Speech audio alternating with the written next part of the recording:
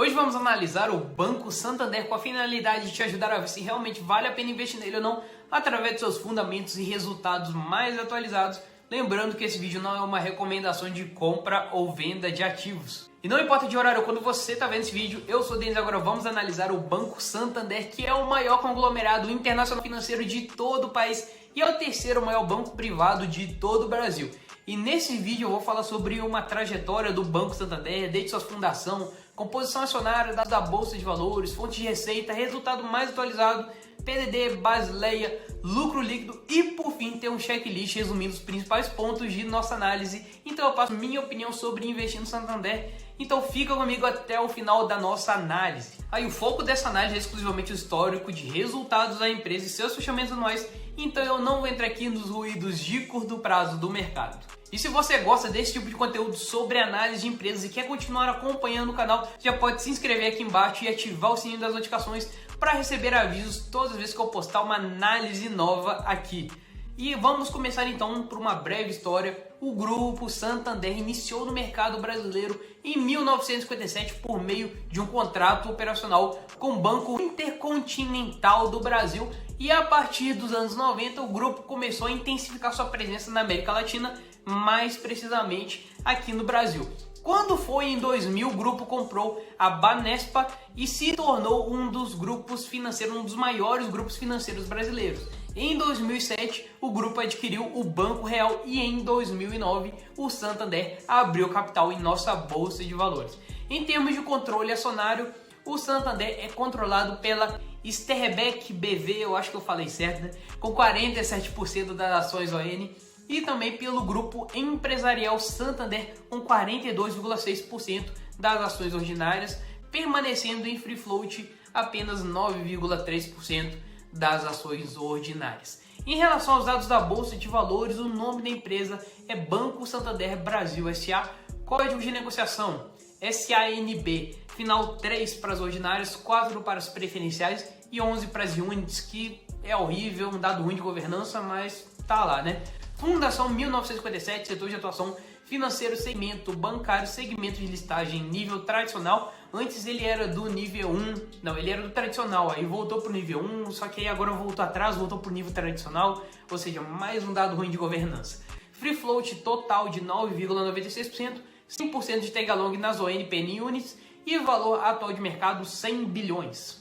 E basicamente o Santander tem as seguintes fontes de receita. Primeiro vem a pessoa física com aqueles níveis que você sabe, Private Banking, Santander Select, outros níveis que cada banco dá uma nomenclatura diferente. Depois tem um atendimento para pequenas e médias empresas, um crédito ao consumidor, para veículos, bens e serviços e também uma infinidade de outros produtos com outros objetivos através da Santander Financiamentos. E claro, eu não podia deixar de falar, tem o crédito consignado, a parte de seguros, e o Santander ainda tem o Santander Corporate Investment Banking, ou SCIB, que é uma unidade de negócios global que atende clientes com seus critérios especiais. Ainda tem cartão de crédito e débito, aplicativo do Santander Way para aqueles que têm os cartões, e provavelmente você deve conhecer a empresa GetNet, que o Santander também detém e que inclusive é bom dizer que as ações da GetNet deixaram de ser negociadas na B3 após a CVM autorizar o fechamento de capital da empresa de maquininhas aqui do Brasil. Como plataformas digitais, tem a Endia, que é uma plataforma de negociações online de dívidas. Também tem a empresa Sim, que é uma plataforma de empréstimos digitais para pessoas físicas.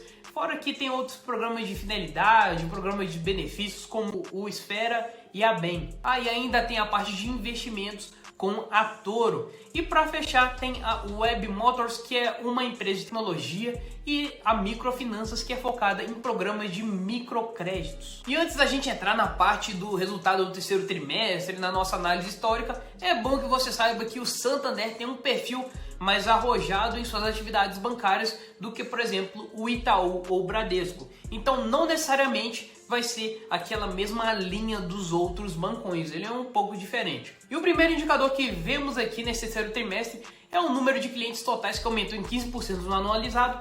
E o interessante para mim nessa parte vem daqui, do custo de servir que eles colocam, porque aqui a gente pode ver que o custo do cliente digital é muito menor do que os clientes físicos.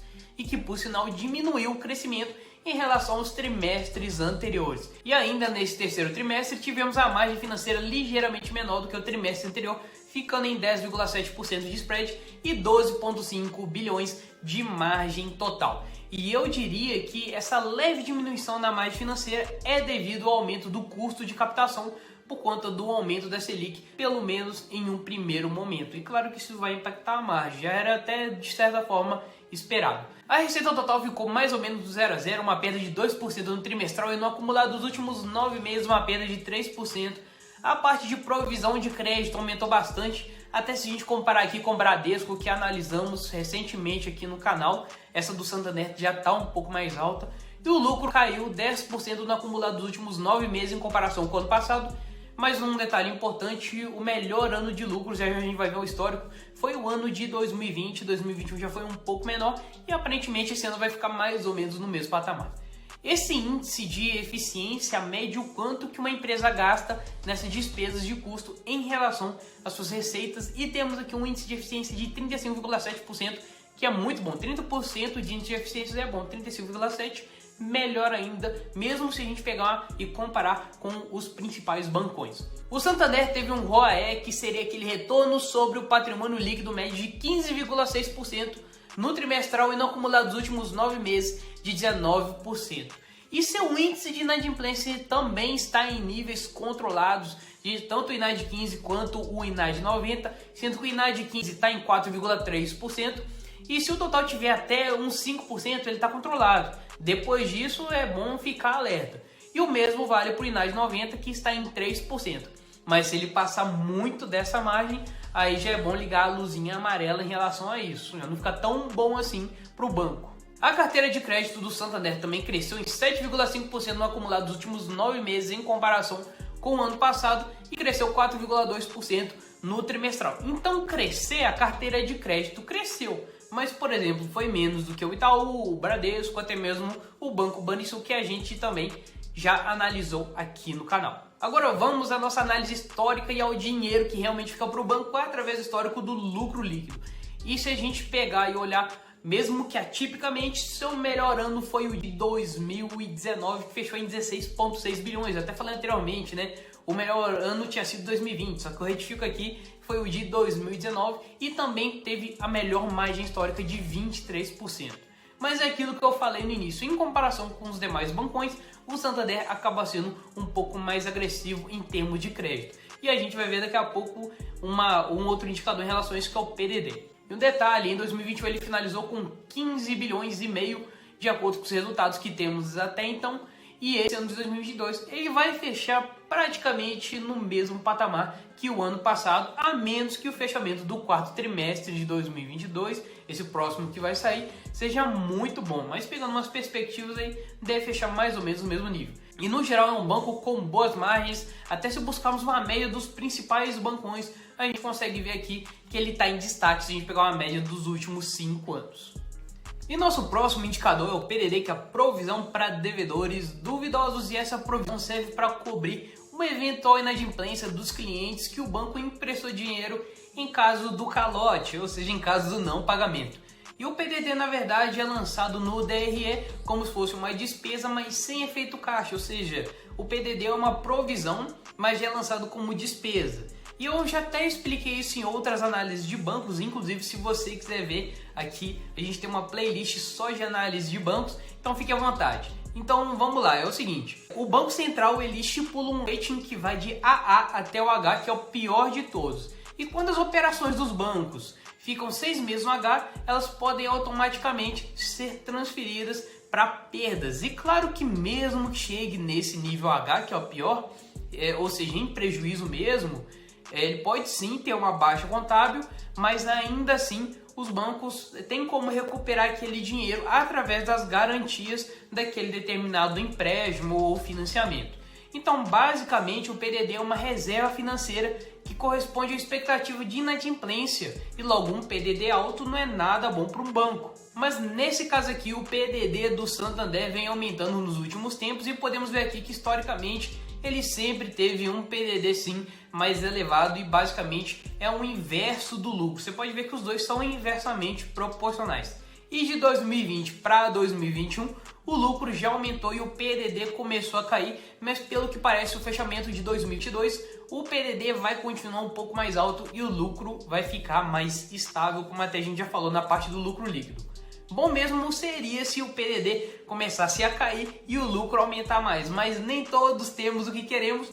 O negócio é aguardar o fechamento anualizado do Santander para a gente ver como é que ele vai finalizar. E antes de irmos para o checklist, já deixa aquele like para esse vídeo poder chegar a mais pessoas e se inscreve no canal para acompanhar outras análises semanais, porque isso ajuda mais no crescimento do canal e você não perde nenhuma análise daqui. E o primeiro ponto que a gente olha é a governança corporativa, e o Santander já foi para o nível de governança, mas aí retrocedeu para o nível tradicional novamente, que é basicamente um dos piores níveis de governança. O free float total é baixo, aí quando a gente passa só para o free float das ordinárias fica pior ainda. E o negócio ainda piora nesse quesito de governança com as units, que é um outro dado horrível de governança. Pelo menos a remuneração dos executivos está dentro do esperado. Segundo ponto aqui, lucratividade. O Santander é um banco com bom histórico de lucros, margens boas, bom ROI, então assim, não tem muito o que falar sobre esse quesito de lucratividade. E terceiro ponto, alavancagem. Em termos de alavancagem, no quesito Basileia, que é a relação entre o capital do banco e o capital de terceiros que está exposto ao risco, fica tranquilo, né? Bem acima do mínimo estimado, que esse ano fechou, esse terceiro trimestre de 2022 fechou em 14,5%, e também tem um bom imobilizado, só que o PDD historicamente, como a gente já viu, é um pouco mais alto. Aí junta isso com a Selic mais alta, o banco tem que ficar esperto com uma inadimplência aumentando. Agora vamos à minha opinião pessoal sobre investir no Santander depois da nossa análise. O Santander é um dos maiores bancos privados de todo o Brasil e continua focado no digital, expandindo suas redes de negócios com aquisições. Tem a parte de expansão orgânica e a inorgânica também, que ele faz bem. E se pegarmos o histórico de lucros, não desaponta, apesar de ser um pouco mais agressivo do que o Itaú ou até mesmo o Bradesco. O bom do Santander é que ele fez uma excelente gestão durante a pandemia, segurou bem o lucro em 2020. Aí em 2021 ele também veio com o lucro bem bacana. Vamos ver agora no fechamento de 2022, porque até então não está tão bom assim quanto os anos anteriores. O tenso mesmo do Santander são as units, que só servem para atrapalhar o investidor. Ele tem um free float muito baixo, até nas preferenciais, aí junta todos esses dados ruins de governança e fica ainda no pior segmento de listagem da bolsa. Para mim, particularmente, não dá. Mas para quem aceita esses dados ruins de governança, com certeza é um baita de um banco, fica na prateleira de cima, não muito distante do Itaú e Bradesco, com excelentes resultados, excelente lucratividade. E se eu conseguir te ajudar com esse vídeo de análise, não custa nada você deixar o like, se inscrever no canal se ainda não for inscrito. Um grande abraço para você e até a nossa próxima análise.